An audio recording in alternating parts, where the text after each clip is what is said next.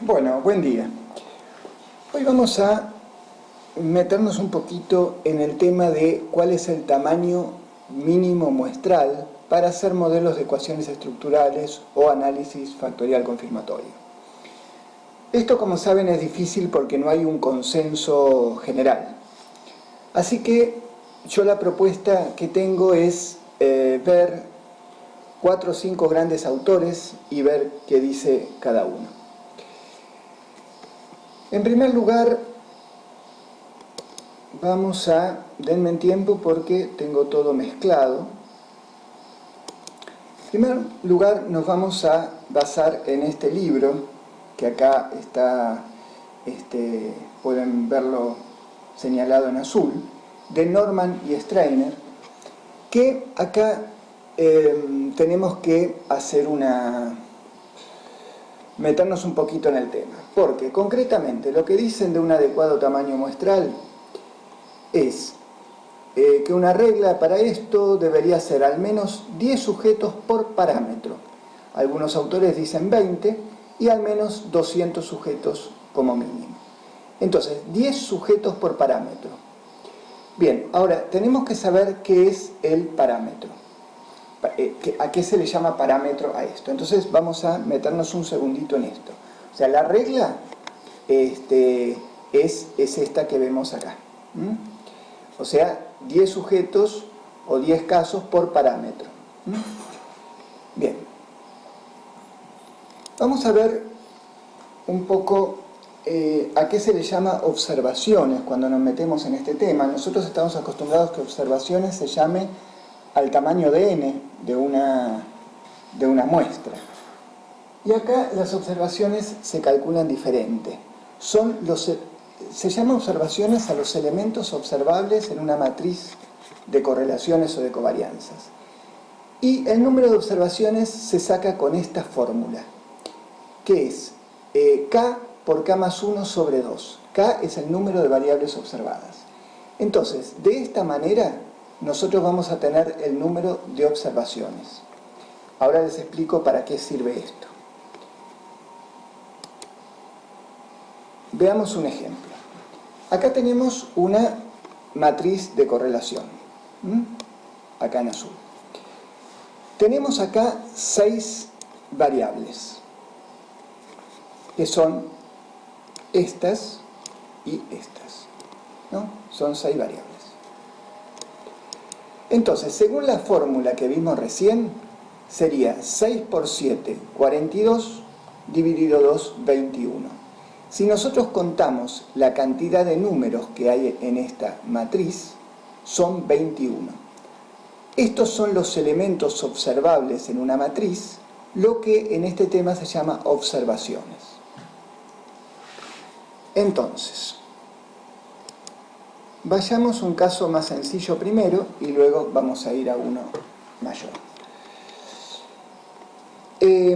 ¿Cómo calculamos las observaciones? Por ejemplo, en este modelo, este es un análisis factorial confirmatorio de 5 variables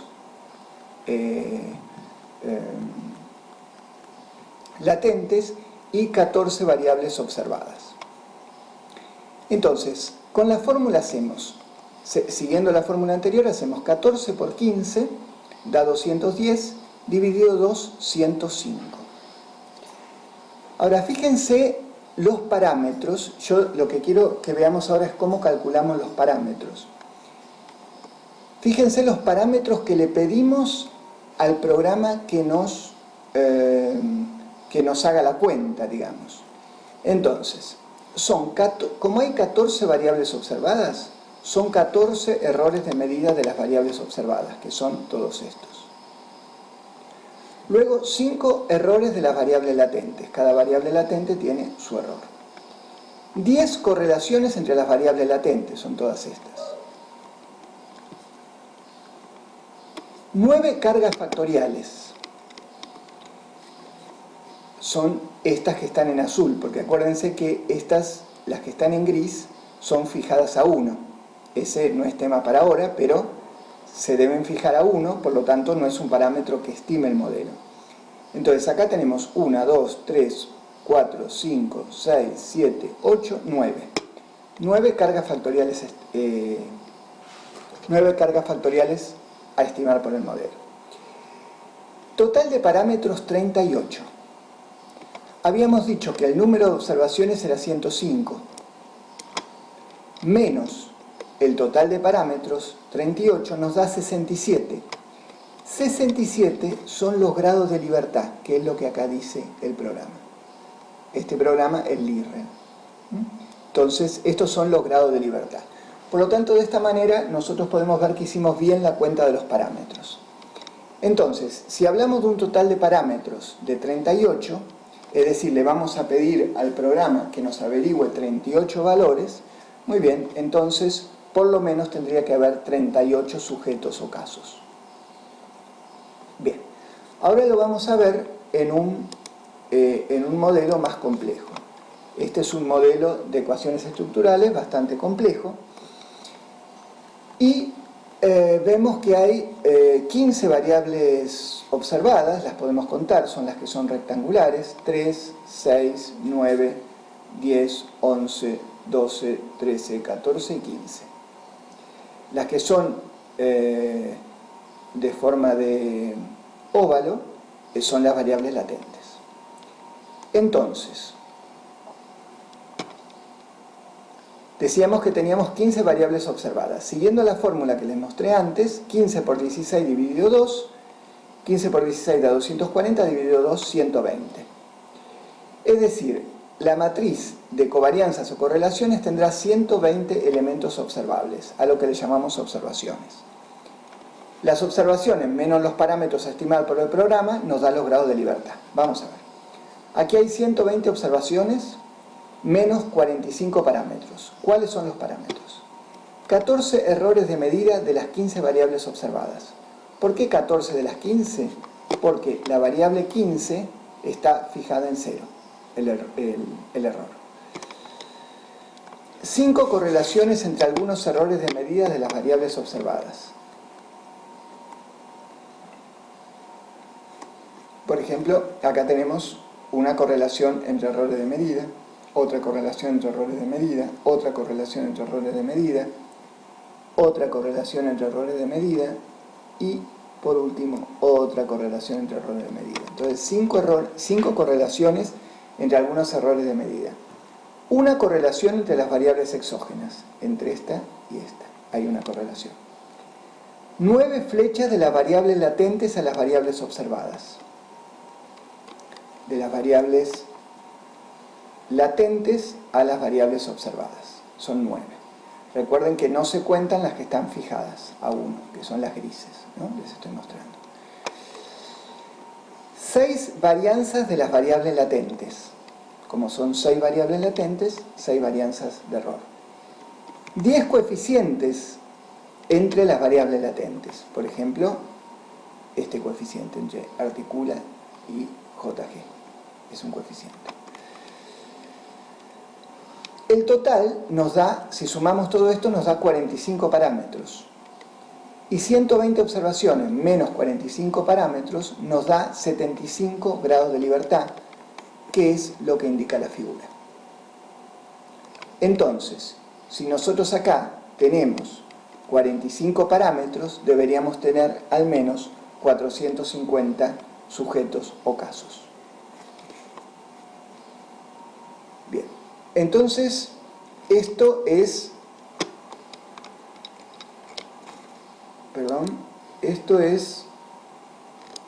lo que podemos ver según esta bibliografía. Acá está señalada abajo, que precisamente tiene un capítulo que es este que les voy a mostrar ahora. Este. Bueno, entonces según esta bibliografía de Norman y Strainer, deberían tener 10 casos o 10 sujetos por parámetro estimado. Ahora vamos a ver otra bibliografía.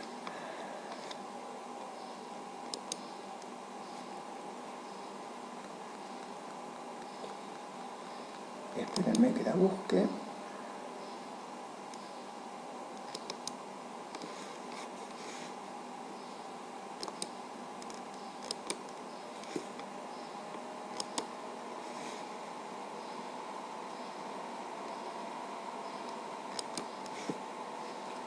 debería estar por acá, pero no la encuentro.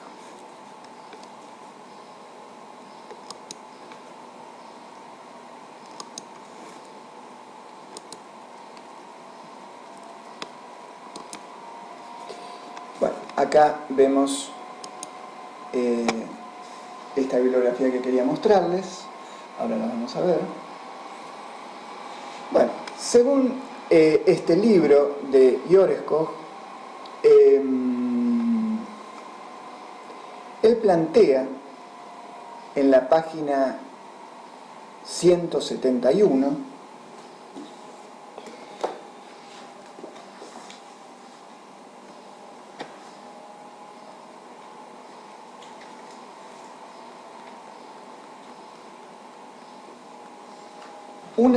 una fórmula de tamaño muestral mínimo, mínimo, mínimo para poder conformar una matriz asintótica de covarianzas, que es lo necesario cuando trabajamos con variables ordinales.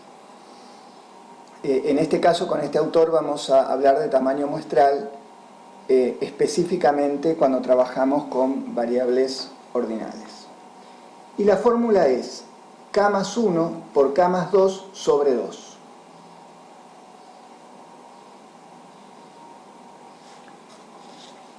De esta forma, él plantea que se obtiene el tamaño muestral mínimo, mínimo, mínimo para poder conformar una matriz asintótica de covarianzas. Por otra parte, este mismo autor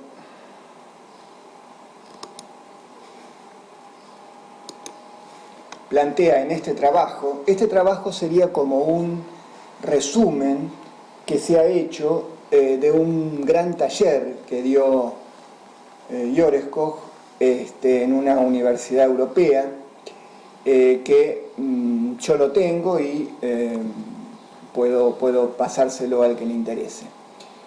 Bueno, en este resumen Yoreskov plantea que le preguntan de vuelta de la matriz asintótica de covarianzas qué tamaño de muestra debería tener, y él dice que para un pequeño set de datos probablemente 400 es suficiente. Con más variables el tamaño de muestra debería ser mayor. Entonces acá este autor nos hace estos dos planteos que les quería mostrar.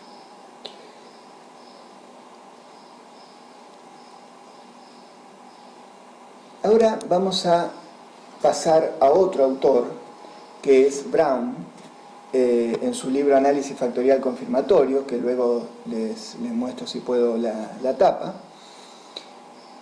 Él plantea acá que este autor ha hecho un estudio de simulación que no ha sido publicado, donde ha encontrado que n de 150 a 200 pueden ser suficientes para modelos de tamaño medio, de 10 a 15 indicadores, por ejemplo. Flora y Curran confirman estos resultados, mostrando que este método, WLSMB, que es un método que solo se encuentra en M+, que en Lirrel se parece al DWLS, produce precisos test estadísticos, parámetros estimados y errores de estándar bajo una variedad de condiciones, donde acá van variando el tamaño de muestra, que va de 100 a 1000, y los grados de no normalidad y complejidad del modelo. La cuestión que acá Brown nos plantea esto, que 150 a 200 pueden ser suficientes para tamaños medianos de modelo de 10 a 15 indicadores, y que Flora y Curran confirman estos resultados. A ver si les puedo mostrar la tapa del libro de Brown, o el inicio al menos. Acá les estoy mostrando el inicio del libro. Acá. Exactamente esta es la bibliografía que vimos recién.